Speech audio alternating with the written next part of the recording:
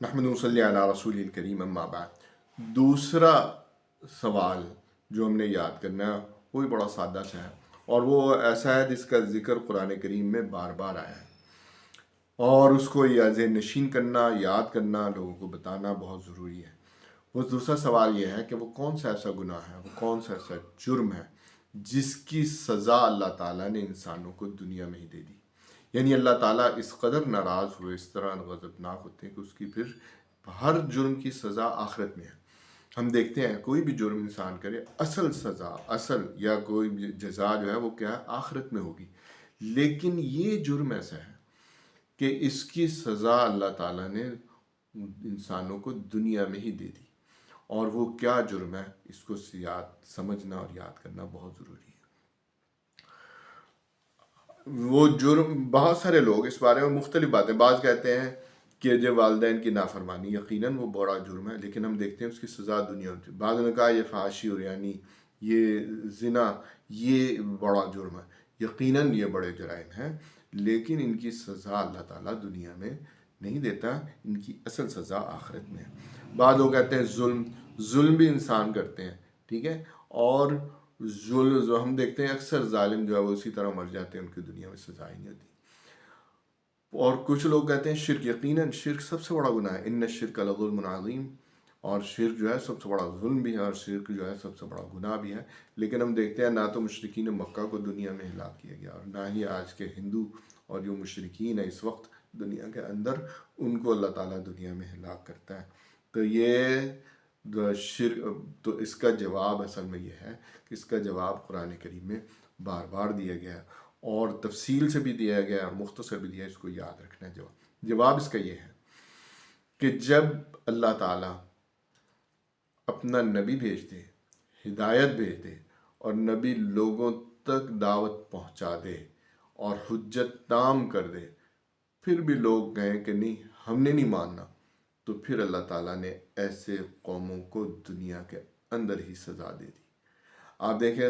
قوم نوح، حضرت نوح علیہ السلام 950 سال ان کو سمجھاتے رہے، دن رات سمجھایا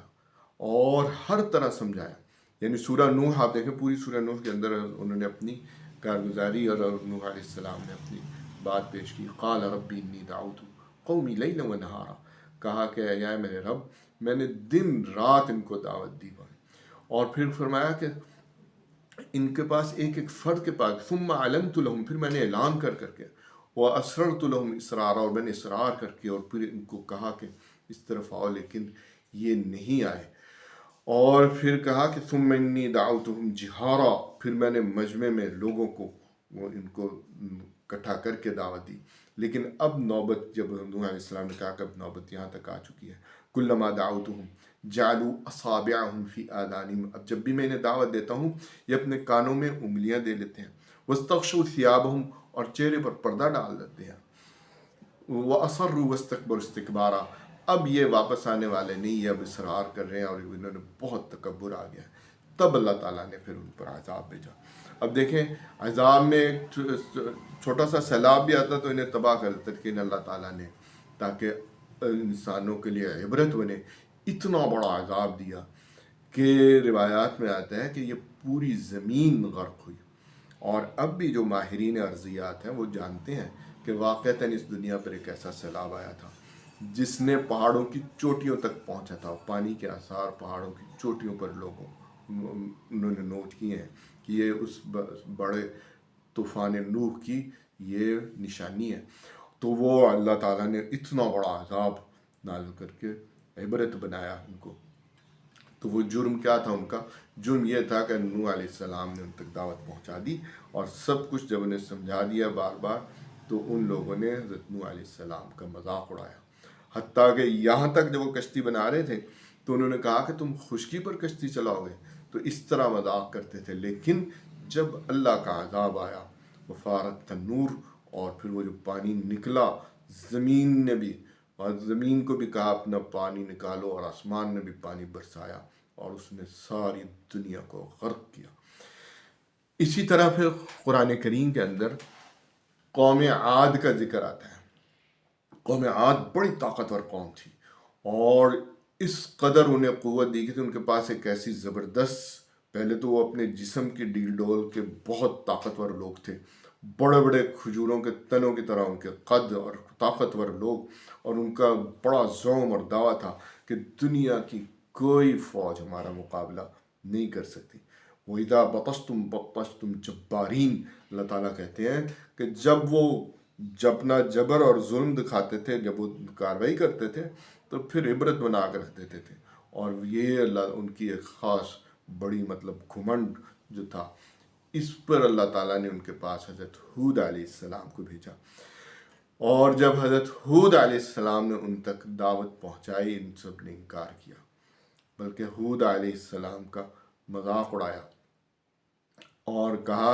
کہ لَإِن لَّمْ تَنْتَهِ لَتَكُونَنَّ مِنَ اگر تم آپ باز نہیں آؤ گے تو ہم آپ کو نکال دیں گے،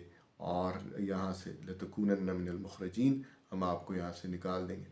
چنانچہ نوح علیہ السلام نے جب دیکھا کہ یہ نہیں، تو پھر اللہ تعالیٰ نے اپنا عذاب بھیجا۔ عذاب کیا بھیجا؟ کہ ان پر ایک تیز گرم ہوا بھیجی، اور وہ جو ہوا تھی اتنی گرم اور اتنی کہ ان سب کو جلا کر اس نے راکھ کر دیا۔ قرآن کریم نے اس کا نقشہ سنگا، سخرها علیہم سبع لیال وثمانیۃ ایام حسوما، اور وہ 7 راتیں اور 8 دن وہ جو تیز گرم ہوا چلی جس نے ان کو جلا کر راکھ کر دیا۔ قرآن کریم کہتا ہے کہ اگر تم وہاں جا کر دیکھتے فَتَرَى الْقَوْمَ فِيهَا صَرْعَىٰ كَأَنَّهُمْ أَعْجَازُ نَخْلٍ خَاوِيَةٍ، اگر تم جا کر دیکھتے کہ سب مرے ہوئے پڑے تھے، اس طرح جس طرح کھجور کے تنے گرے ہوئے اور راکھ بن کے نہیں گر جاتے، اس طرح ان کے جسم سب کے پڑے ہوئے تھے، سب جلا کر راکھ کر دی۔ اور یہ عذاب کیا تھا کہ اللہ تعالیٰ نے اپنا نبی بھیجا، ہدایت بھیجی، اور انہوں نے کہا کہ نہیں، ہم نے نہیں ماننا۔ اسی طرح پھر قرآن کریم میں قوم صالح کا ذکر آتا ہے۔ یہ مدائن صالح میں، یہ سعودی عرب کے شمال میں، آپ جا کے تبوک سے آگے علاقہ ہے مدائن صالح، یہ گوگل سرچ پہ آپ لکھیں نا مدائن صالح، تو آپ کو وہ بڑے بڑے پہاڑوں کے اندر محلات کی تصویریں آ جائیں گی۔ ان کا کام کیا تھا؟ پتھر سازی میں، اور یہ پہاڑوں کے اندر محلات بنانے میں بڑے ماہر تھے، اور بڑے یہ بھی طاقتور لوگ تھے، اور ان کی پوری ایک قوم کی تہذیب وہاں جا کے نظر آتا ہے کہ کتنے عظیم اپنے طاقت کے اعتبار سے، دنیاوی اعتبار سے لوگ تھے۔ حضرت اللہ تعالیٰ نے ان کے پاس صالح علیہ السلام کو بھیجا، اور انہوں نے کہا کہ کوئی معجزہ دکھاؤ، تو حضرت صالح علیہ السلام نے کہا کہ یہ ایک پتھر میں سے ایک اونٹنی نکلے، قال هذه ناقۃ لها شرب ولکم شرب معلوم، یہ دیکھو یہ اونٹنی ہے، اس کے پینے کی باریک ہے، اور اس کا تم نے خیال رکھنا ہے، ولا تمسوها بسوء فیأخذکم عذاب علیم، دیکھو اس کو نقصان نہ پہنچانا۔ یہ معجزہ ہے اللہ تعالیٰ کا، اگر تم اس کو نقصان تو تمہیں بڑا عذاب لے لے گا۔ لیکن ان بختوں نے نہ صرف اس کو تنگ کیا پانی پینے میں، جب اس کی باری ہوتی تھی پانی نہیں پینے دیتے تھے، حتیٰ کہ پھر انہوں نے اس کی کونچیں کاٹ ڈالی اور اس کو ہلاک کیا، فعقروها، تو فاصبحوا نادمین، تو پھر انہیں پھر ندامت دیکھی۔ وہ ندامت کیا تھی کہ اللہ کا ایک عذاب آیا، فاخذتهم الصیحہ، بس ایک چیخ تھی، ایک جھنگار تھی، ایک آواز تھی، وہ جب پیدا ہوئی اس کے نتیجے میں سب ہلاک ہو گئے، سب کے کلیجے پھٹ گئے۔ تو آپ دیکھیں یہ بھی آج وہاں مدائن صالح آپ دیکھیں گے بڑے بڑے محلات ہیں۔ جب نبی کریم صلی اللہ علیہ وسلم تبوک کی طرف جا رہے تھے غزوہ تبوک میں، تو وہاں سے گزرے تو آپ نے کہا کہ یہاں سے جلدی سے گزرو، یہ وہ جگہ علاقہ ہے جہاں پر قوم صالح پر عذاب آیا تھا۔ تو اسی طرح میں عرض کروں کہ اس طرح قرآن کریم میں جا بجا ان قوموں کا ذکر ہے، لیکن اگر ہم مسلمان اس سے اور امت مسلمہ قرآن کریم سے غافل ہیں، اس کا ذکر اس طرح بار بار کیوں آیا قرآن کریم؟ اس لیے آیا کہ دیکھو یہ جرم نہ کرنا، یہ جرم اللہ کے غضب کو دعوت دیتا ہے کہ اللہ تعالیٰ اپنا نبی بھیج دے، ہدایت بھیج دے، تم بھی ہدایت کی طرف نہ ہو۔ تو اس وقت امت مسلمہ یہ جرم کر رہی ہے۔ اللہ تعالیٰ نے سب سے افضل نبی بھیجا اور سب سے افضل امت بنایا، اور نبی کریم صلی اللہ علیہ وسلم نے اپنی دعوت پہنچا دی پوری طرح، ہر بات، کوئی بھی خیر ایسی نہیں جس کی طرف آپ نے متوجہ نہ کیا ہو، کوئی بھی شر ایسی نہیں جس سے آپ صلی اللہ علیہ وسلم نے ہمیں منع کیا ہے۔ نہ ہو، ہر بات بتا دی ہے، لیکن یہ امت اللہ کے دین کی طرف نہیں آ رہی۔ 58 اسلامی ملک ہیں، کسی ایک ملک کے اندر بھی یہ اسلامی نظام مصطفیٰ جس طرح کے نبی کریم صلی اللہ علیہ وسلم نے قائم کیا تھا قائم نہیں ہے۔ تو یہ امت جرم کر رہی ہے، مگر اس امت کو مہلت نبی کریم صلی اللہ علیہ وسلم کی دعا کی وجہ سے ملی ہے۔ یہ صرف نبی کریم صلی اللہ علیہ وسلم کی خصوصیت کہ آپ صلی اللہ علیہ وسلم نے دعا کی تھی کہ یا اللہ جس طرح تو پچھلی قوموں کو ہلاک کر دیتا تھا، صفحہ ہستی سے مٹا دیتا تھا، اس طرح میری امت کے ساتھ یہ معاملہ نہ کرنا۔ تو یہ دعا قبول ہوئی اس طرح کہ اللہ تعالیٰ نے کہا کہ ٹھیک ہے، ساری امت کو ہلاک نہیں کروں گا، بعض حصوں پر عذاب آئے گا اور بعض لوگ عبرت پکڑ کر واپس آئیں گے۔ ٹھیک ہے، تو اس طرح اس امت پر آپ دیکھیں کتنے عذاب آ چکے ہیں اور امت کے، لیکن اب تو صورتحال گزشتہ 100 سال سے ہم دیکھ رہے ہیں کہ یہ امت واپس آنے کے لیے کوئی تیاری نہیں کر رہی۔ ہمیں چاہیے کہ اس جرم سے نکل آئے، یہ بہت بڑا جرم ہے، یہ اللہ کے غضب کو دعوت دیتا ہے، اور جن قوموں نے یہ کیا اللہ نے ان کو دنیا میں ہی ہلاک کر دیا ہے اور آخرت میں بھی ان کے لیے بڑا عذاب ہے۔ تو اگر ہم نے اس عذاب سے بچنا ہے تو اب ہمیں نبی کریم صلی اللہ علیہ وسلم کے دین کی طرف آنا ہے، اور اس دین کے اندر جو نبی کریم صلی اللہ علیہ وسلم نے حل دیا ہے اس حل کو سمجھنا ہے اور اپنے اندر عزم پیدا کریں کہ انشاءاللہ اس حل پر پھر ہم عمل بھی کریں گے۔ اگر آپ چاہتے ہیں کہ اس حل پر عمل کرنا تو پھر آپ کو چاہیے کہ یہ جو سوال اور جواب کے دین کی بڑی بنیادی باتیں جن میں کوئی اختلاف ہی نہیں ہے، ان کو اچھی طرح آپ یاد کریں اور اس کو بنیاد بنائیں اپنے دینی فہم کی۔ نبی کریم صلی اللہ علیہ وسلم نے فرمایا کہ من یرید اللہ بہ خیرا یفقہہ فی الدین، اللہ تعالیٰ جس کے ساتھ بھلائی چاہتے ہیں، خیر چاہتے ہیں، اس کو دین کی سمجھ عطا فرما دیتے ہیں۔ تو مجھے امید ہے کہ یہ دوسرا سوال بھی آپ اچھی طرح یاد رکھیں گے۔ سوال بڑا سادہ تھا کہ اللہ تعالیٰ کے نزدیک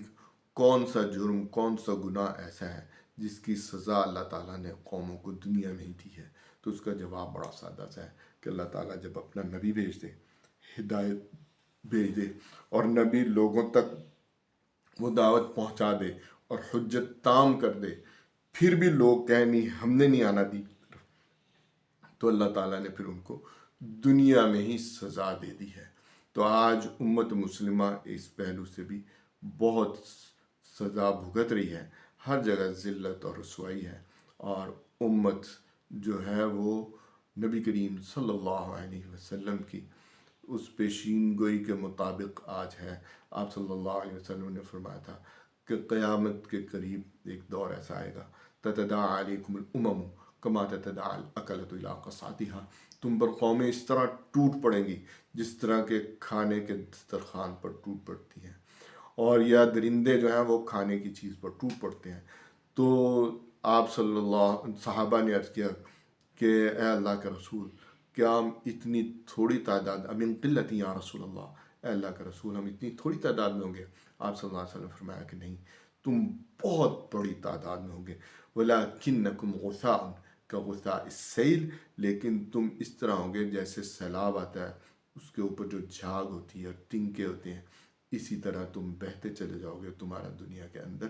کوئی وزن نہیں ہوگا۔ تو یہ وزن اگر امت کا نہیں ہے تو اسی وجہ سے نہیں ہے کہ یہ امت کے ذمے جو کام لگایا تھا کہ اللہ کے دین کو قائم کرنا، اور نبی کریم صلی اللہ علیہ وسلم کے نے جس طرح اسلامی ریاست بنائی تھی، آج کوئی ریاست نہیں ہے امت کی جو اس طرح غزہ کے لوگوں کو بچا سکے۔ وہ غزہ پہ ظلم ہم دیکھتے ہیں، روتے ہیں اور اس کو ڈسکس کر کے پھر چپ کر کے بیٹھ جاتے ہیں۔ نہیں، اب ہم نے اس دین کو سمجھنا ہے، جو بنیادی باتیں ہیں جن میں کوئی اختلاف نہیں ان کو یاد کرنا ہے۔ تو میری آپ سے درخواست ہے کہ یہ سوال اور جواب کی صورت میں اس کو آپ یاد کریں۔ انشاءاللہ جب یہ کورس مکمل ہوگا، یہ سارے سوال و جواب، تو آپ خود بڑے اعتماد سے لوگوں کو بتائیں گے کہ نہیں، اللہ کے رسول نے تو حل بتایا ہے،